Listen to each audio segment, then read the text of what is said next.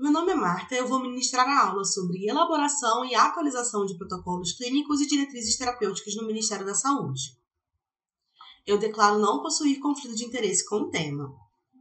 A nossa aula será dividida em 3 tópicos: diretrizes clínicas baseadas em evidências, evolução e os marcos regulatórios e o fluxo de elaboração e atualização de protocolos clínicos e diretrizes terapêuticas. Como vocês já viram, diretrizes clínicas baseadas em evidências são documentos informativos que incluem recomendações dirigidas a otimizar o cuidado prestado ao paciente, elaboradas com base em revisões sistemáticas das evidências científicas e na avaliação de benefícios e danos de diferentes opções de atenção à saúde. Essas diretrizes padronizam condutas clínicas para problemas específicos, melhoram a qualidade e segurança do serviço de saúde, também subsidiam decisões dos profissionais de saúde, recomendam tecnologias com maior benefício e menor probabilidade de danos à saúde, gerenciam e regulam sistemas de saúde e também garantem maior eficácia na alocação de recursos. O Ministério da Saúde publica diretrizes clínicas baseadas em evidências no contexto do Sistema Único de Saúde. Essas diretrizes possuem um papel orientador, regulador e normativo e são aplicáveis a todos os municípios brasileiros e a toda a população brasileira.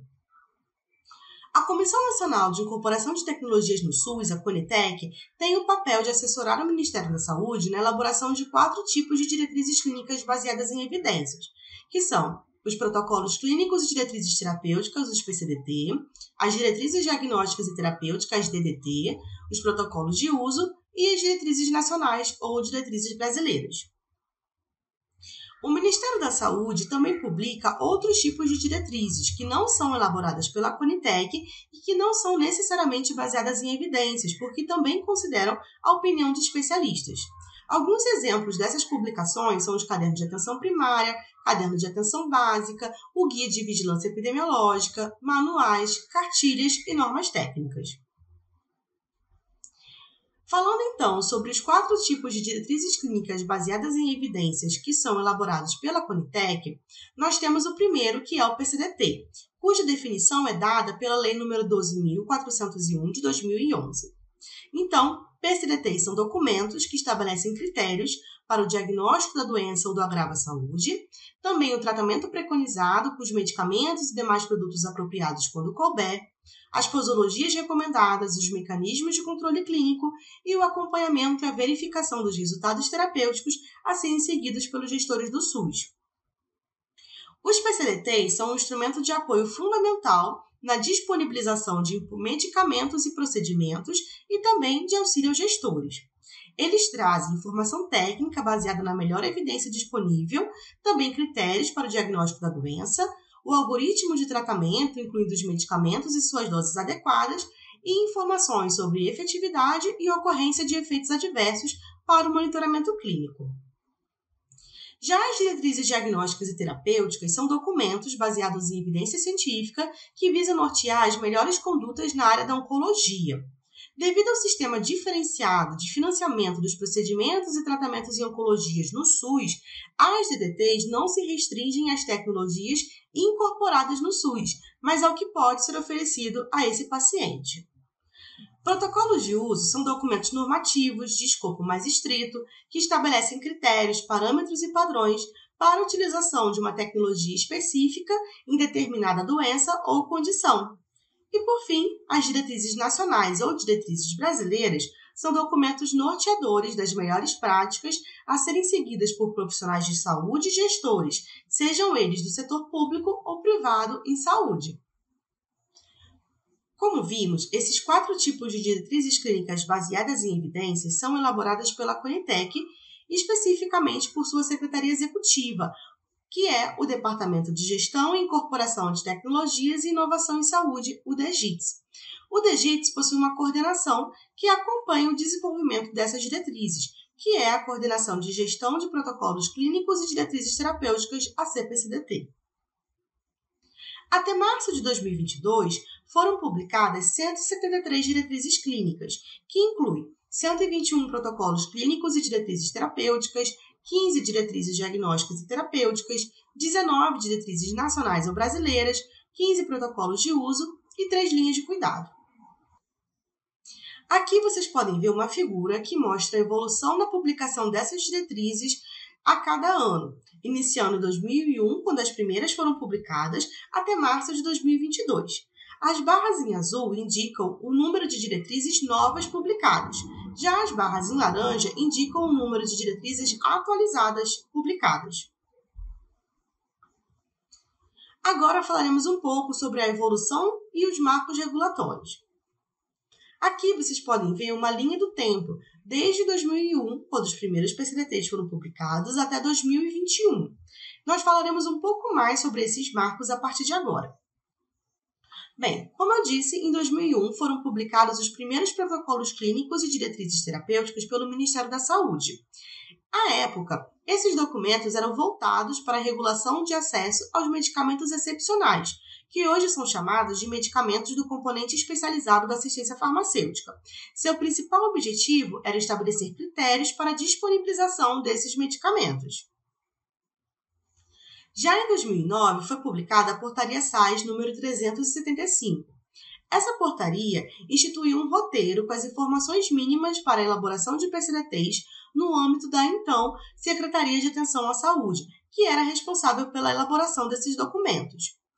Essa portaria também instituiu que as recomendações dos PCDTs deveriam ser baseadas nas melhores evidências clínicas disponíveis por meio da revisão da literatura.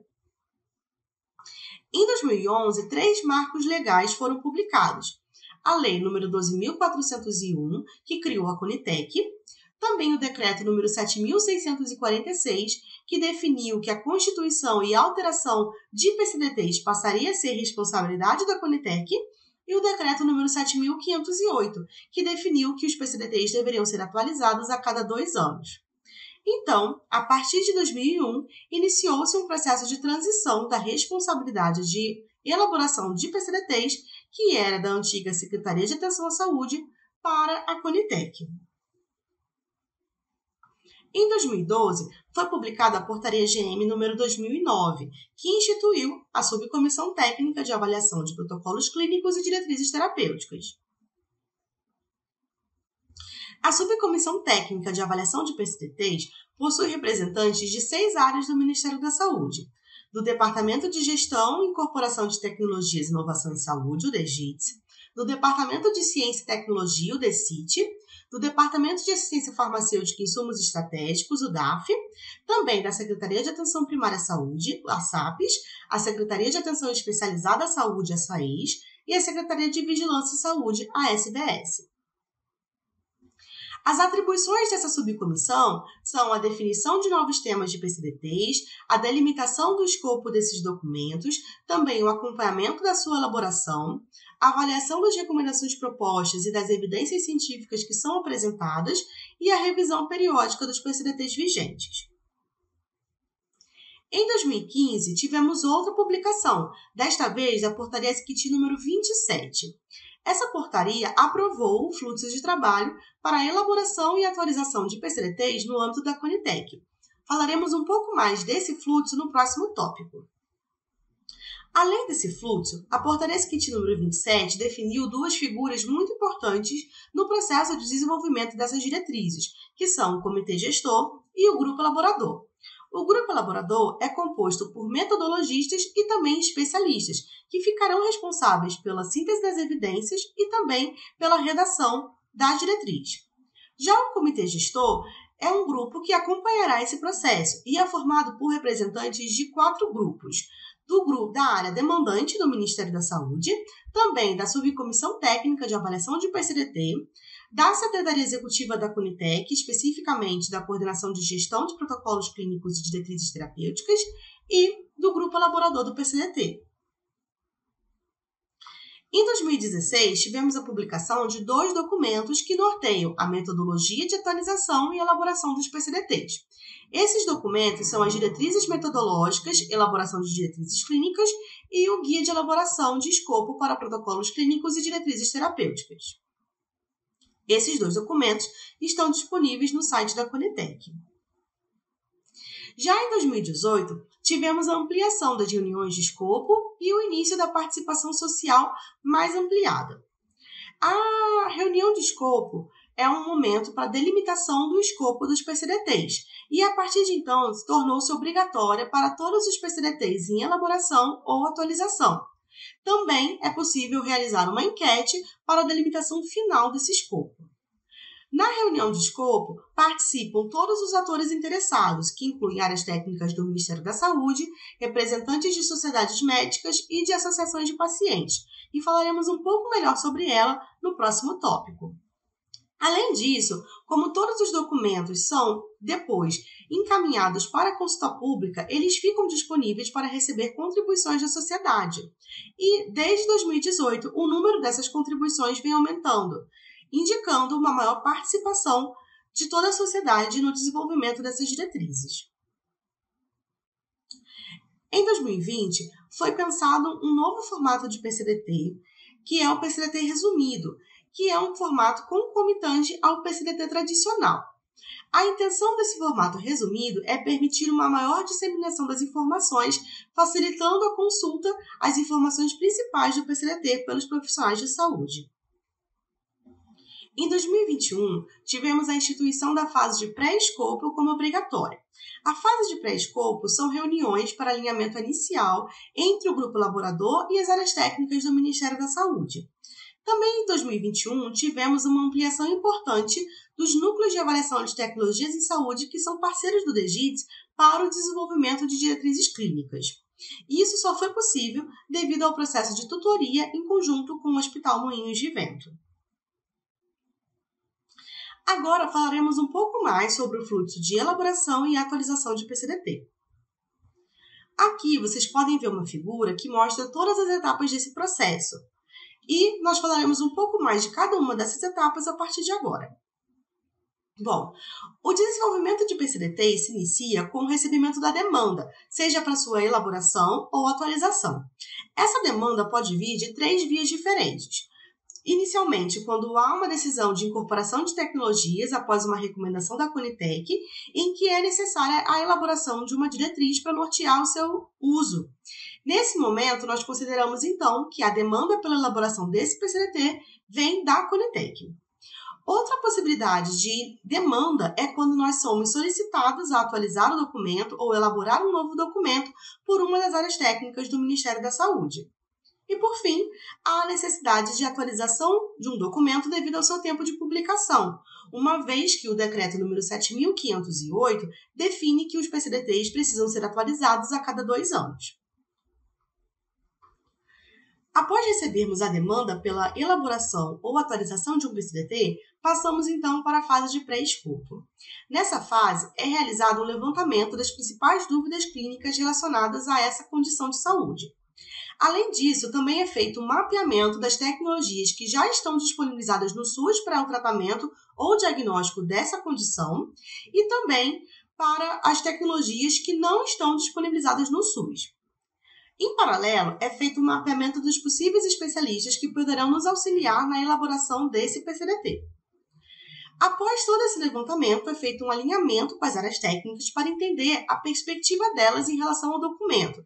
Se elas entendem ser necessário atualizar algum ponto, se elas têm dificuldade na interpretação de algum trecho do PCDT, se ele já for vigente. E, por fim, então, cria-se um documento de pré-escopo. Em seguida, passamos para a fase de escopo, cujo objetivo é definir a abrangência e o objetivo da diretriz. A fase de escopo é feita a partir de uma reunião de escopo. A reunião de escopo envolve membros do comitê gestor, do grupo elaborador e também representantes de sociedades médicas, representantes de associações de pacientes e especialistas convidados. Nesse momento, as principais dúvidas clínicas e pontos apontados no pré-escopo são discutidos e é feita uma priorização dessas dúvidas clínicas, apontando quais são os desfechos desejáveis para aquele paciente. A partir dessa discussão, então, é possível delinear as perguntas pico ou as perguntas de pesquisa que irão nortear a elaboração ou atualização desse PCDT. Para que fique mais claro a diferença entre pré-escopo e escopo, o pré-escopo é um momento inicial envolvendo apenas o grupo interno, ou seja, as áreas técnicas do Ministério da Saúde, representantes da CPCDT e também os representantes do grupo elaborador, incluindo metodologistas e os especialistas. Já a reunião de escopo é uma reunião de delineamento final, a partir das discussões que foram feitas no pré-escopo e também considerando possíveis contribuições dos demais participantes. Então, nesse momento, participam os mesmos atores que participaram do pré-escopo, ou seja, representantes da CPCDT, representantes das áreas técnicas do Ministério da Saúde, metodologistas e especialistas do grupo elaborador, além de especialistas externos convidados, representantes de associações médicas e também representantes de associações de pacientes. A partir, então, do que foi definido na reunião de escopo, parte-se, então, para a síntese das evidências, com a revisão sistemática e avaliação da qualidade das evidências. Após, então, ao levantamento das evidências, é possível apresentá-las ao painel de especialistas que esteve presente na reunião de escopo. Esse momento é chamado de reunião de recomendação. A partir de então, serão elaboradas e graduadas as recomendações que constarão na futura diretriz, conforme preconizado no sistema GRADE. Caso, durante a reunião de escopo, tenha sido apontada a necessidade de incluir alguma tecnologia, seja ela um medicamento ou um exame, que não esteja disponível no SUS ainda, ou que não esteja disponível no SUS para o tratamento ou diagnóstico daquela doença, é necessário, então, solicitar a avaliação da Conitec para a possível incorporação dessa tecnologia ao SUS. Para tal, é necessário que o grupo elaborador elabore um documento, que é o relatório de recomendação daquela tecnologia. Esse documento vai conter a síntese das evidências, também a avaliação econômica e a avaliação do impacto orçamentário. Então, a diretriz ela fica aguardando uma possível avaliação da Conitec para essas tecnologias e deve considerar a recomendação ou não dada pela Conitec para que possa recomendar ou não essa mesma tecnologia na diretriz. Então, considerando tudo o que foi discutido durante o escopo e após na reunião de recomendação e a possibilidade, então, de recomendar uma tecnologia que já tenha sido avaliada pela Conitec, o grupo elaborador inicia a redação do documento com as suas informações mínimas, respeitando o roteiro definido pela Portaria número 375 da SAIS e também as diretrizes metodológicas para a elaboração de PCDT, incluindo todas as recomendações que foram discutidas durante a reunião de recomendação, fazendo a descrição de toda a metodologia utilizada no apêndice metodológico e encaminhando uma minuta desse documento para revisão pela Coordenação de Gestão de Protocolos Clínicos e Diretrizes Terapêuticas. Após a aprovação da minuta de documento pela CPCDT, o documento segue para avaliação da Subcomissão Técnica de Avaliação de PCDT, no momento em que as áreas técnicas que fazem parte dessa subcomissão poderão, então, avaliar o documento e indicar necessidades de mudança se for necessário. Caso o documento seja, então, validado pela subcomissão, ele é encaminhado ao plenário da Conitec para uma apreciação inicial.